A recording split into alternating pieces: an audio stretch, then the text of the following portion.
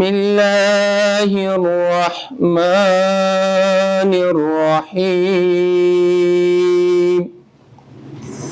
برنامه اهدای جوایز برندگان ثبت سیم کارت های شرکت مخابراتی MTN افغانستان خوش آمدید. 4 تن از مشترکین ما برنده جوایز ماهوار گردیدند و همچنان 20 تن از این مشترکین ما برنده جوایز هفته‌وار شده بودند. ثبت و رجیستریشن سیم کارت الزامی است برای تمام مشترکین محترم، اهم از طبقه اوناس، طبقه ذکور و یک امر حتمی باشه.